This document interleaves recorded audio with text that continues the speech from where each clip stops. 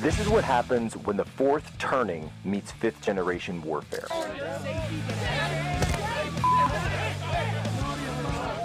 A commentator, international social media sensation, and former Navy intelligence veteran. This is Human Events with your host, Jack Posobiec. Christ is king. President Trump facing outrage from Democrats tonight after demanding the arrest of a half-dozen Democratic lawmakers, suggesting they be executed for posting this video. We want to speak directly to members of the military. Where 6 Democrats, all with national security backgrounds, urge members of the military to disobey any illegal orders from President Trump. No one has to carry out orders that violate the law or our Constitution. Referring to the video, President Trump writing, "Seditious behavior from traitors, lock them up," and "seditious behavior punishable by death." Later reposting a comment in which someone wrote, quote, "hang them, George Washington would." Democrats condemning the comments, calling for extra security for the members involved. Just to be clear, does the president want to execute members of Congress? No. Let's be clear about what the president is responding to, because many in this room want to talk about the president's response, but not what brought the president to responding in this way. You have sitting members of the United States Congress who conspired together to orchestrate a video message to members of the United States military, to active duty service members, to members of the national security apparatus, encouraging them to defy the president's lawful orders. That is a very, very dangerous message, and it perhaps is punishable by law. I'm not a lawyer. I'll leave that to the Department of Justice and the Department of War to decide. President Trump agrees to release the Epstein files. He says he has signed the bill compelling the Justice Department to release its records about the sex offender. Also breaking here at 11, former Harvard President Lawrence Summers will take a break from teaching at the prestigious university after his continued relationship with Epstein was exposed. Ambassador Mike Huckabee had a meeting with Jonathan Pollard, a former U.S. citizen who was convicted and spent 3 decades in jail for selling state secrets to Israel. Did the White House know that that meeting was going to happen? Does the administration condone it? The White House was not aware of that meeting. Well, ladies and gentlemen, welcome aboard today's edition of Human Events Daily. We're here live from Washington, D.C. Today is November 21st, 2025, Anno Domini. Well, ladies and gentlemen, apparently it's treason season.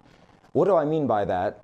I mean, we have the shocking report that U.S. Ambassador Mike Huckabee had a sit-down meeting with a convicted traitor to our nation, Jonathan Pollard, and someone who stole U.S. classified information and sold it to Israel, but also attempted to sell it to Pakistan and even South Africa at the time. This man is a traitor. This man stole 1 million classified U.S. documents. And on a personal note, he's someone that I've always particularly reviled because he was a civilian member of Navy intelligence. And as a prior Navy intelligence officer myself, Jonathan Pollard is someone that we've always looked down upon with extreme disdain. This is not someone that you want ever to associate with. This is not someone who has the best interests of the United States, of our allies, of our citizens, of our people, of our men, women, and children in mind. He's not someone that we should ever be cavorting with. He was sentenced to life in prison. His prison sentence was commuted. He was then sent back to Israel. So what's going on here?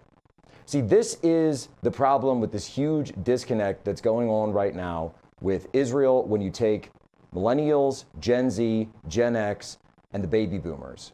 And there are people who think that just because he sold these secrets, our intelligence secrets, our classified documents to Israel, that he should somehow get a pass. No, that's not how that works.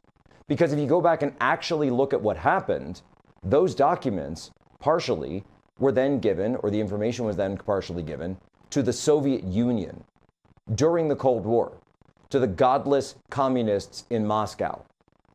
So walk me through the process here. Walk me through the process why it is that a traitor, not just a spy, no, that's not enough.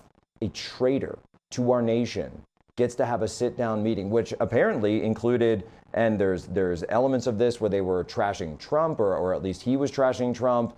He was making fun of him. This is someone that's made numerous anti-Trump statements in the past. Talking about Pollard here. And look, Mike Huckabee is somebody that I like a lot, someone that I have a lot of respect for, absolutely, as a governor. I was a huge fan of his going back to 2008, even when he was running for president. I thought he was a fun candidate.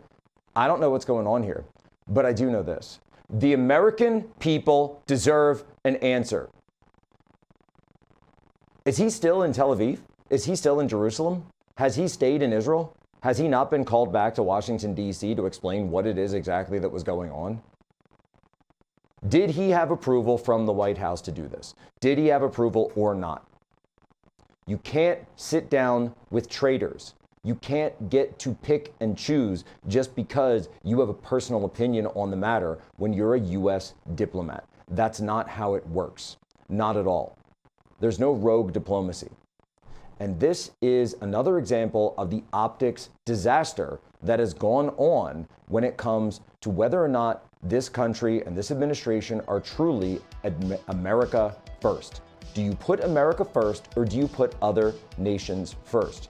Jonathan Pollard is a traitor. He's a convicted criminal.